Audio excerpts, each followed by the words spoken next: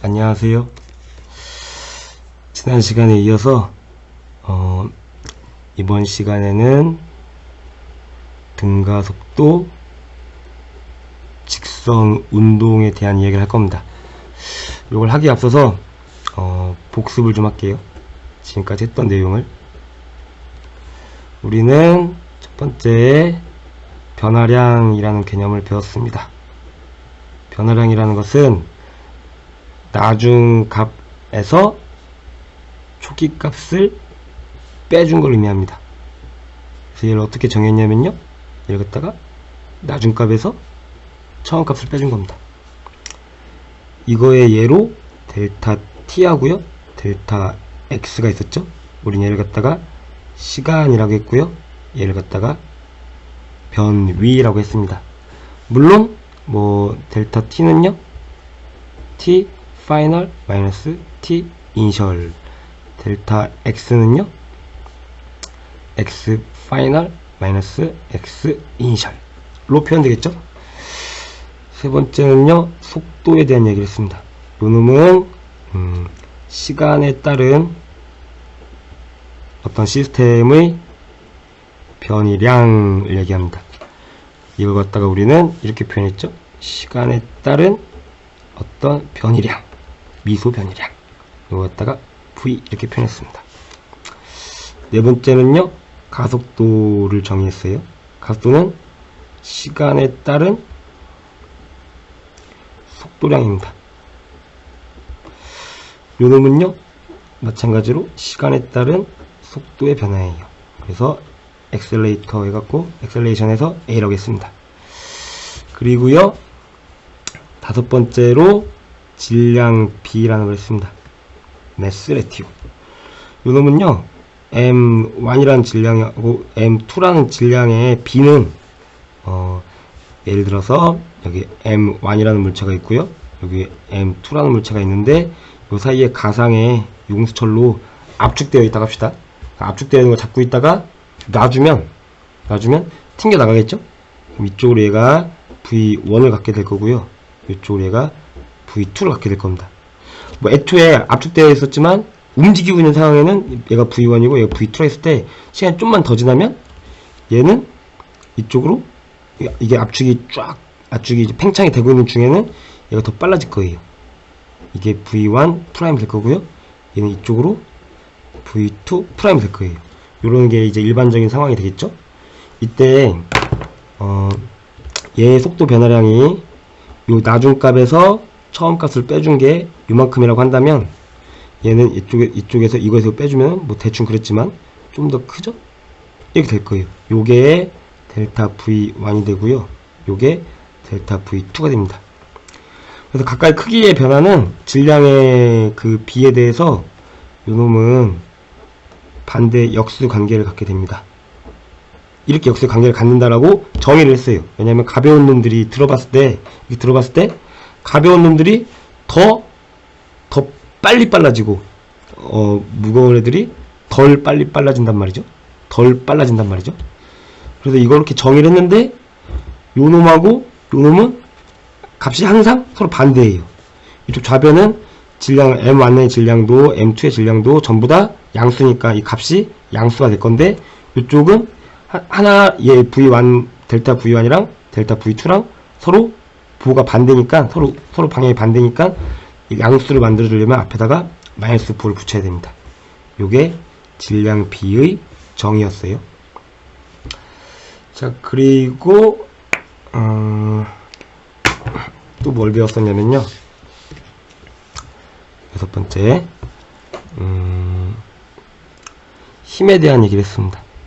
힘이라는 거는 어떤 우리의 관심 대상인 이 시스템의 운동 상태를 변화시키는 운동 상태 변화의 원인이었습니다. 이걸 갖다가 정량적으로 어떻게 정했냐면요, 일단 이 운동 상태 변화라는 것은, 이 운동이라는 것은 시간에 따른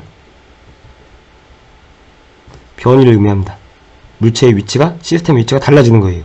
그래서 이게 달라진다는 얘기는 뭐에 따라? 시간에 따라. 그래서 힘이라는 말은 일단 이 운동 상태를 변화시키는 거니까 이 운동 상태를 갖다 우리는 P라고 할 겁니다. 그리고 변화를 의미하니까 델타 P라고 할 거예요. 하지만 우리는 순간의 힘을 얘기할 거기 때문에 델타 P를 안 쓰고 dP라고 할 겁니다. 물론 운동 상태도 이 변화라는 게 방향도 있을 거잖아요. 그리고 뭐에 따른? 시간에 따른 이 변화를 나타내는 거라서 F, 이 force에 F를 써서 F라고 쓸 건데 얘도 당연히 방향이 있겠죠. 근데 어떤 시스템에 대해서 이 외부에 작용하는 힘들은 뭐 한 개가 아니라 여러 개일 수도 있잖아요. 그럼 여러 개들에 다 더해진 그 최종 결과가 이 물체의 운동 상태를 변화시키는 최종적인 원인이 될 거예요. 그렇기 때문에 우리는 여기다가 그 힘을 다 더해줬다고 합니다. 그리고 이 시스템 외부인 이 서라운딩스에서 가해지는 힘이기 때문에 시스템의 외부라는 뜻을 써줄 겁니다. 그래서 이렇게 표현됩니다.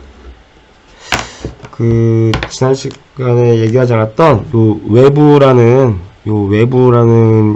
반대는 뭐죠? 내부죠?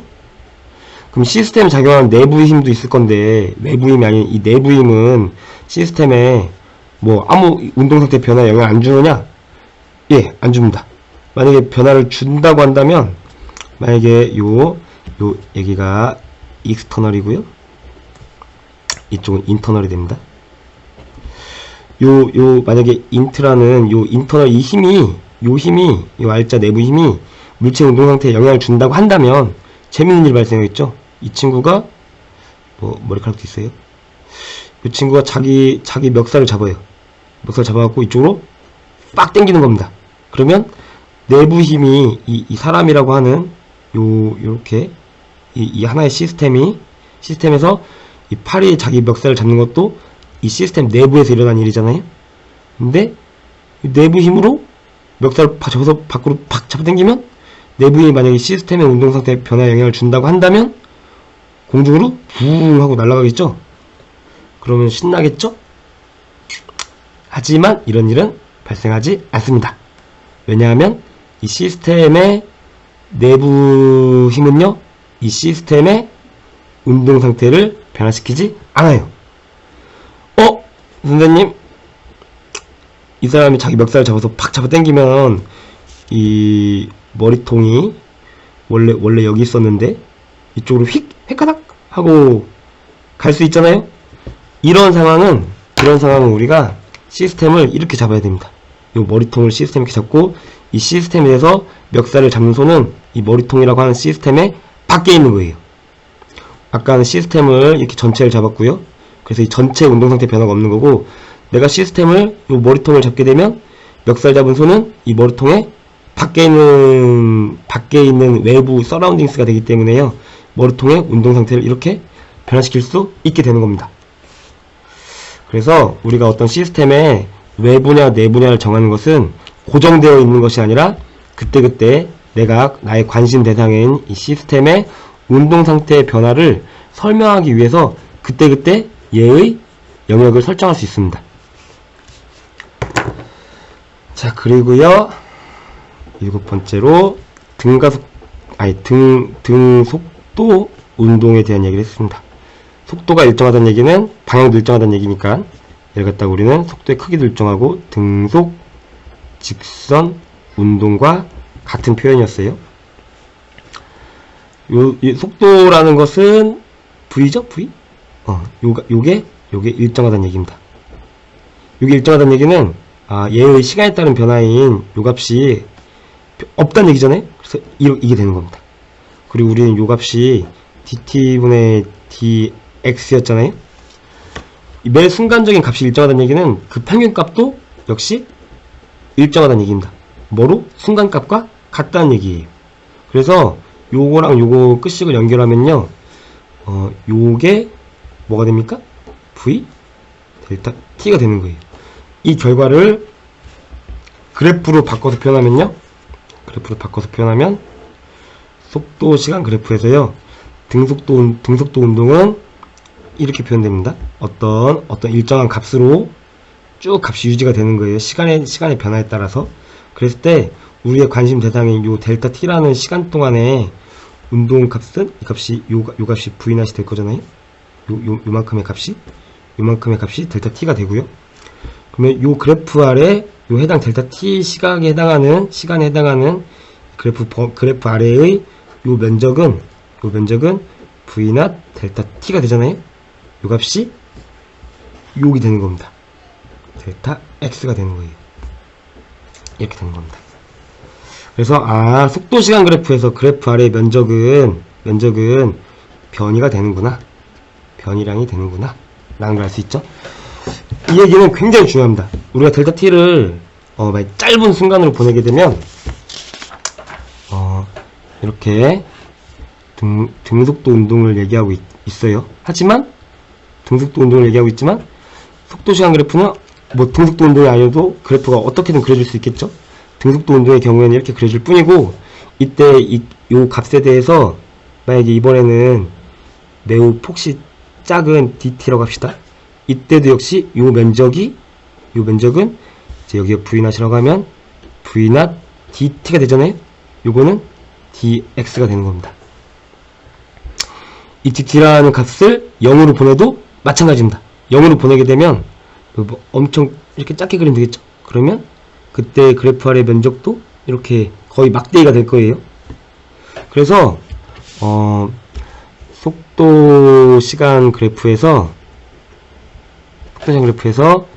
이 그래프가 만약에 이 시간에 따른 요 그래프가 어떤 의미의 뭐 이렇게 그래프가 그려진다고 했을 때 그 ti라는 시각에서 tf라는 요때의 속도의 변화가 지금 이 사이에 어떤 변화가 일어나건 이 그래프 아래의 면적은 뭐 매우 짧은 이 순간을 했을 때 여기는 지금 요것과 요거의 간격을 갖다가 아주 작은 요 dt를 갖다가 그러니까 델타 t를 갖다가 dt로 바꿔주면 이 dt라는 값은 0입니다. 0.